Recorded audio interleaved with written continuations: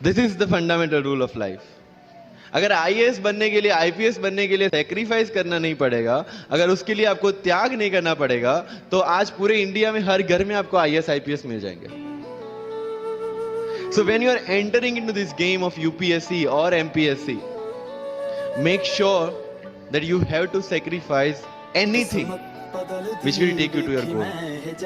लेकिन प्रॉब्लम ये है कि हमें टेंशन होती है, यार दोस्त की एंगेजमेंट है, उसकी बर्थडे पार्टी है, उसकी शादी है, अटेंड नहीं करूंगा तो बोलेगा मैं तेरी शादी में नहीं आऊंगा, एंड ऑल एंड ऑल।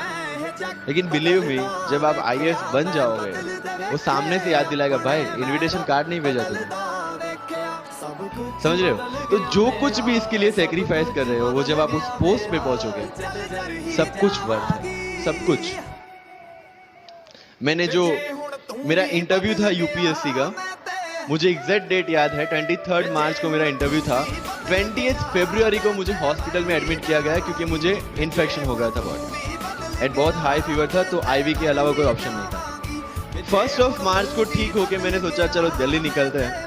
2 मार्च को मैं दिल्ली पहुंचा। 3 मार्च को वापस से टॉन्सिलाइटिस का अटैक होने की वजह से फ्लाइट लेके वापस से पालनपुर अहमदाबाद। Again hospitalization. 15 मार्च को I got relieved from the hospital. 16 मार्च को मैं दिल्ली पहुंचा और 23 मार्च को I gave my UPSC interview. 1 महीने का हॉस्पिटलाइजेशन।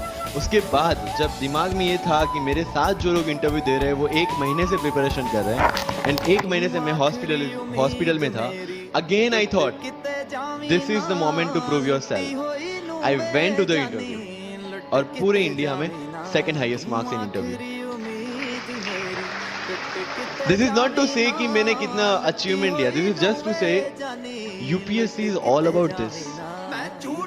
मैंने कोई प्रिपरेशन नहीं की थी यूपीएससी के लिए, इंटरव्यू के लिए, but again I scored good marks in interview because UPSC सिर्फ आपका नॉलेज चेक नहीं करता। Make it very clear in your mind. जैसे सर ने बोला, it's a game of wisdom. आपको पहले ऑफिसर बनना पड़ेगा यहां से। यूपीएससी का काम तो सिर्फ थप्पा लगाना है कि हाँ ये ऑफिसर बन गया। जितने भी आईएएस आईपीएस ऑफिसर्स को आप मिलोगे, you will realize this thing कि ऑफिसर वाली क्वालिटीज इसमें पहले से। आप जब प्रिपरेशन स्टार्ट करते हैं तभी से समझ लीजिए कि आपकी आईएएस और आईपीएस की ट्रेनिंग भी स्टार्ट हो गई। बिकॉज जो क्वालिटीज आपको चाहिए as an officer, as a IAS, as an IPS, क्या क्वालिटीज चाहिए? फर्स्ट ऑफ ऑल कॉन्फिडेंस, कि जब आप उस सीट पे बैठते हैं, आपके सामने कोई भी क्वेश्चन आएगा, you will be able to handle the issue. ये कॉन्फिडेंस लेके आपको उस सीट पे बैठना है। यही कॉन्फिडेंस चाहिए when you start the preparation. Decision making, अगर हर एक टॉपिक पे आप हर एक कोई पूछने जाते हैं, भाई इसमें कौन सी बुक पढूं, इसमें क्या पढूं, इसमें क्या करूं, then you are not suitable for this exam. लोग बोलते हैं कि 1 साल में प्रिपरेशन, जैसे मैंने जून 2016 में मैं दिल्ली गया और जून 2017 में मैं अपियर हुआ and I clear UPSC and GPSC. People से कि सर 1 साल की मेहनत में आपने एग्जाम क्लियर कर दिया। यस, टेबल और चेयर पे बैठ के करने वाली मेहनत 1 साल की थी, लेकिन उसके पीछे की मेंटल प्रिपरेशन कितनी पुरानी थी।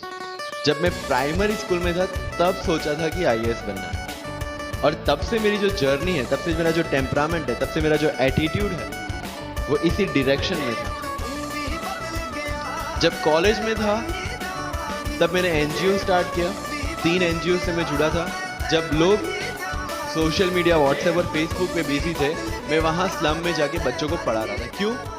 क्योंकि मुझे पता था कि फ्यूचर में यही काम